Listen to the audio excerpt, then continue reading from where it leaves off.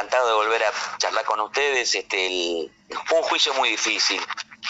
Primero el hecho, por supuesto, es dramático y un juicio muy difícil porque normalmente los juicios, a todos nos gustaría, como dijo el fiscal Alejandro Perrou, que tuvo una actuación destacadísima en este juicio, de que un caso que, en este caso el jurado determinó que Rubén Martinena mató a Gisela Grisby en el baño de su casa de la calle Rufino, ahí en Colón.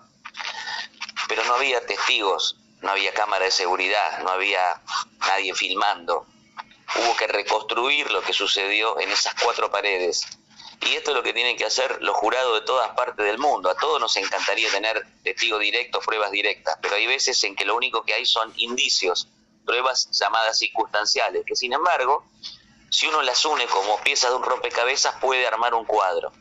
Y esto fue lo que lograron, creo, hacer los fiscales, Micaela Di Prétoro y Alejandro Perrou, de ir demostrándole al jurado piezas sueltas de un rompecabezas, como por ejemplo llamadas del celular de Gisela una vez muerta, hechas por su asesino, las extensiones de su cabello arrancadas. Entonces, ¿por qué? Porque el cadáver fue encontrado 3 días después en estado de avanzada descomposición y por lo tanto los médicos no pudieron determinar de qué murió. Esto para la defensa era un punto muy importante, porque perfectamente podría uno concluir que a Gisela se suicidó, se murió de una muerte natural, y los médicos eso tampoco lo pudieron afirmar, pero como tampoco pudieron afirmar cómo fue asesinada. Sin Claro, embargo, el perdón. jurado consideró por un... Sí, Claro. perdón, Andrés, acá me interesa detenerme, es decir, no es complicación menor esta para la investigación de la causa que no se pueda determinar por la descomposición del cuerpo de que falleció, ¿no? Y claro que sí, sin embargo, hubo movimientos e indicios del sospechoso muy grandes, huyó del lugar, tenía una restricción perimetral, tenía denuncias previas por violencia de género, encontraron huellas dactilares dentro de la casa cuando no debió haber estado ahí porque tenía una orden de restricción, pero tampoco los médicos pudieron descartar de que Gisela efectivamente fuera asesinada, como que tampoco murió de muerte natural. Lo cierto que era una mujer joven, no había cumplido 40 años, que no tenía ningún tipo de enfermedad preexistente, y bueno, pero sobre todo creo que fue fundamental para el jurado que Gisela, una vez que fue asesinada, Martinena agarró su celular y empezó a hacerle llamadas y mensajes de texto a las amigas de Gisela, haciéndose pasar por Gisela, pero con tantos errores de ortografía y de expresión que las amigas de Gisela se dieron cuenta que no era ella. Entonces, todo ese cuadro llevó a que el jurado, por unanimidad, 6 mujeres y 6 varones de Colón, de Villa Elisa, determinaran por unanimidad que fue un femicidio y lo condenaron. Claro. Andrés, ¿por qué decís que los juicios por jurados resuelven casos difíciles que antes no se resolvían o que antes costaban mucho más o quedaban impunes? Y es muy difícil responder esa pregunta así en abstracto. Yo te diría que en concreto está demostrado que los jurados, porque son 12, son 24 ojos, ven mucho más que 2 ojos o que 6 ojos de juez. Son muchos más. Y encima son personas de distintas extracciones sociales y por lo tanto los jurados en toda parte del mundo son muy hábiles determinadores de los hechos, son muy inteligentes, muy astutos, muy sagaces, se dan cuenta cuando un testigo miente, se dan cuenta de cómo reconstruir un hecho, precisamente por el poder del número. Es decir, no hay ningún tribunal en ninguna parte del mundo que tenga 12 jueces, ninguno. Y ese es el gran poder que tiene el jurado. Y encima le exigimos que sea unánime el veredicto, así que estén los 12 de acuerdo. Entonces esto le da un poder muy fuerte de resolución, ¿no? Y de casos muy difíciles como este. Imaginemos que siempre va a haber casos sin resolver. Al presidente de Estados Unidos, John Fitzgerald Kennedy, lo mataron y todavía no se sabe bien quién fue. Estamos hablando de un caso que fue hasta filmado su muerte. Y sin embargo no se pudo determinar bien qué pasó hasta el día de hoy.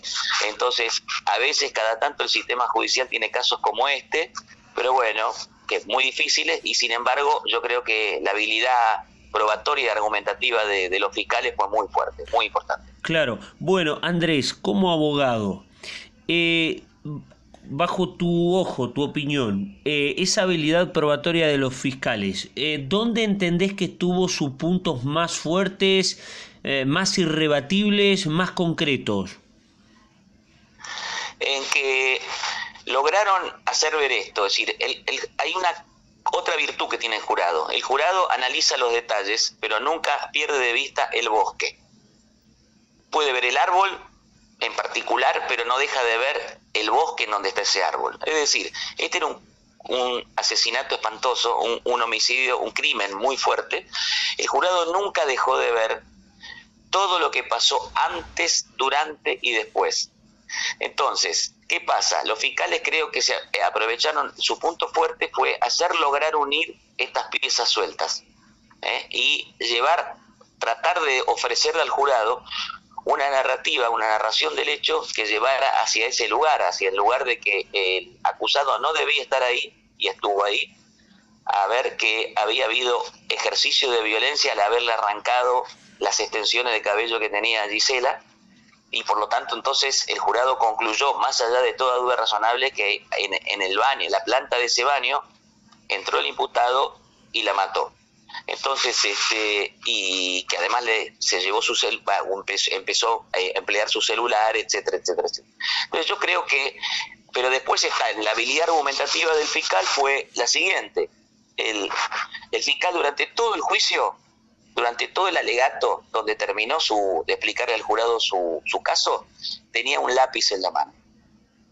Entonces, de repente, mientras seguía hablando, el lápiz desapareció de la mano porque estaba en el bolsillo del fiscal. Cuando el fiscal termina su alegato, saca de su bolsillo el lápiz roto y le dijo: ¿vieron que yo durante todo el alegato tenía un lápiz en la mano? ¿Vieron que estaba sano? Bueno, vieron que yo lo saqué de mi bolsillo recién y estaba roto. ¿Quién se cree que rompió el lápiz? ¿Ustedes vieron que alguien lo rompiera? No, pero está roto. ¿Quién sino yo? Bueno, esto es lo que ustedes tienen que decir con este caso. Y eso como argumento es extraordinario, porque es en realidad lo que el jurado tuvo que hacer. No había pruebas directas, pero si uno unía todas las piezas, no había ninguna duda, más allá de duda razonable, de que la conclusión era la condenatoria. Claro, claro. Andrés, yo la verdad que lo que sé del caso es por tu narración, digamos, porque, bueno, no se están transmitiendo, entonces lo que sé del caso es lo que has escrito vos, digamos, que te leo atentamente. El masculino habría pasado más de 20 horas, según lo que vos has narrado, digamos, de lo que se desprende del juicio, pero digo, a mí la fuente informativa sos vos. 22 horas habría pasado, o más de 20 al menos, junto al cuerpo de la víctima en el departamento o en el lugar. Sí, una cosa macabra completa. Y después huyó al campo y le dijo a un primo: no le digas nada, estoy hasta las manos. Toda esa gente vino a declarar, así que el jurado no tuvo ninguna duda de que él estuvo en ese domicilio y de que él la mató, de alguna manera, pero la mató. Claro.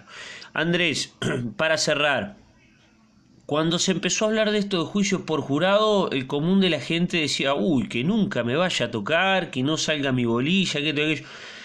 ¿Qué, vos crees que eso ha cambiado en la sociedad? Es decir, que cuando terminan los juicios la gente se va con el convencimiento positivo de haber aportado algo para una causa. Totalmente, por supuesto. Nosotros estamos viendo en Entre Ríos cosas increíbles. Se han armado grupos de WhatsApp, los jurados después de terminado el juicio, varias semanas después, meses después, se juntan a comer asado. Es decir, han quedado un vínculo muy fuerte, porque y casi todos le dicen a la gente de la oficina judicial: ¿cuándo me va a tocar otra vez?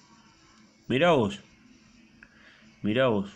Porque eso es lo que uno tiene que entender.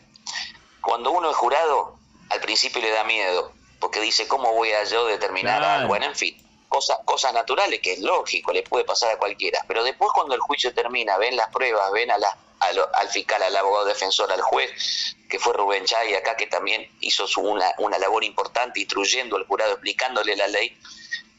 Pero después de todo eso, el jurado tiene que retirarse a deliberar horas hasta alcanzar un veredicto que saben que va a condenar a una pena muy dura a alguien o a declararlo inocente.